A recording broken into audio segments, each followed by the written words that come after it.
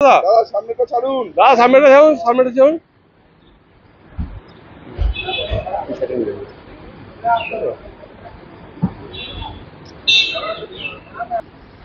দাদা good morning, late হয়ে গেছে।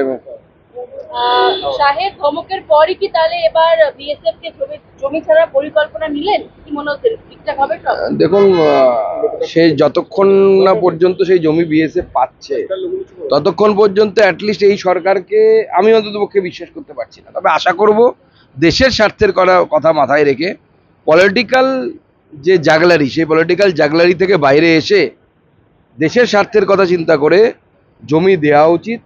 পশ্চিমবঙ্গের সীমানা বরাবর পুরো ফেন্সিং হওয়া উচিত, যাতে করে আমরা বাংলাদেশ থেকে অনুপ্রবেশটাকে আটকাতে পারি।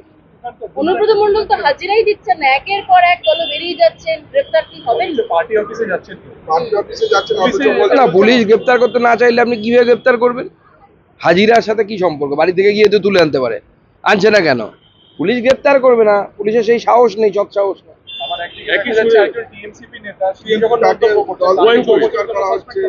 না না, সেটা তো ওই বলে না যে কাউকে অন্য একজনকে ঝিকে মেরে বউকে শাস্তি দেয়া।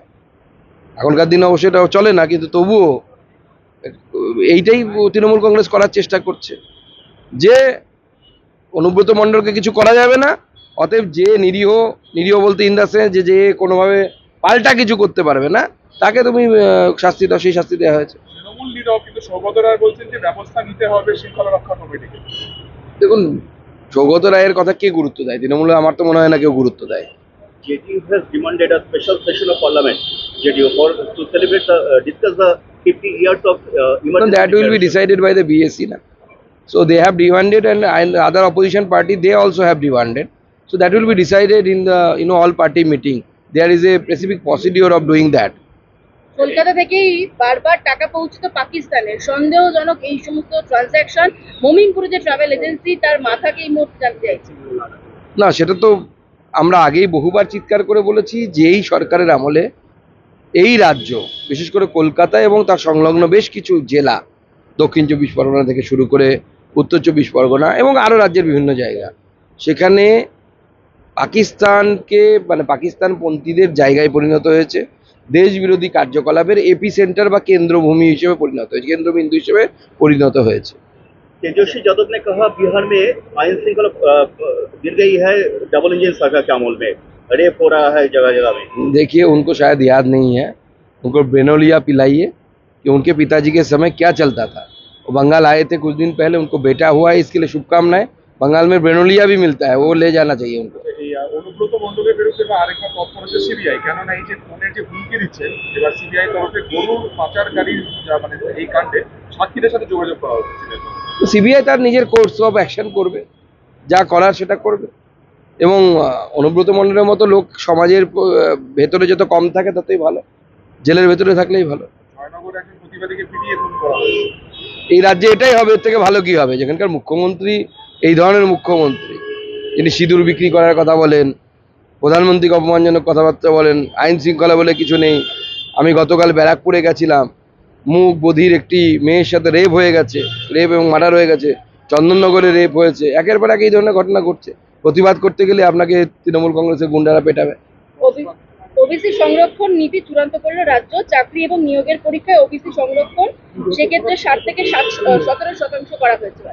দেখুন, প্রথম কথা হচ্ছে যে ওবিসি সংরক্ষণ নিয়ে কোর্টে এখন নির্দেশ চলেছে। আগের যে কোর্টের একটি নির্দেশ আছে, আগের যে ওবিসি সংরক্ষণ, অর্থাৎ ওবিসির এ নামে, ওবিসি এর মাধ্যমে মুসলিমদেরকে ওবিসিতে অন্তর্ভুক্ত করা, এই নিয়ে কোর্ট সম্পূর্ণ এই ওবিসি যে সূচি সেটাকে বাতিল করে দিয়েছে। এবং তার ফলে আমার মনে হয় এখন এই ধরনের কি সিদ্ধান্ত, আদেও যে নিয়োগ প্রক্রিয়া আবার মনে হয় চ্যালেঞ্জের মুখে, নিয়োগ প্রক্রিয়া করা যাবে কিনা, করা গেলে চ্যালেঞ্জের মুখে চলে যাবে। অনুব্রতর মতন একই সুর শোনা গেল ভরতপুরের বিধায়ক, টিএমসি বিধায়ক হুমায়ুন কবিরের মুখে, পুলিশকে হুমকি। না না, আমি তো আগেই বলেছি, যাদের মনে হচ্ছে না যে অনুব্রত লোকটা খারাপ, টিএমসি খারাপ নয়, শুধু অনুব্রত এই ধরনের বক্তব্য রেখেছে, তারা মূর্খের স্বর্গে বাস করছে। প্রত্যেকটি টিএমসি নেতা পুলিশের সাথে এইভাবেই কথা বলে। ধন্যবাদ। ঘন্টার মধ্যে তো আবার পুলিশেরই গুণগান গাইছেন তিনি, কে? হুমায়ুন কবির। না না, সে তো পার্টির নির্দেশ, তাকে গাইতে হবে, পার্টি যা বলেছে সেই অনুসারে চলতে হবে। তো হুমায়ুন কবির কতদিন তৃণমূলে থাকে না অন্য কোথাও যায় সেটাই দেখার এখন।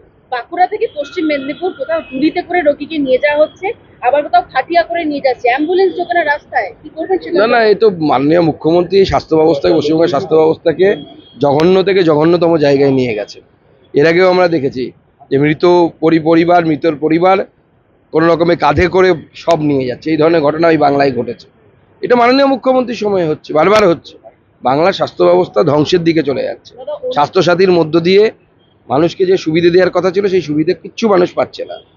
স্বাস্থ্যসাথীর বাইরেও লোককে পকেট থেকে টাকা দিতে হচ্ছে। শেষ করুন, হয়ে গেছে চলো।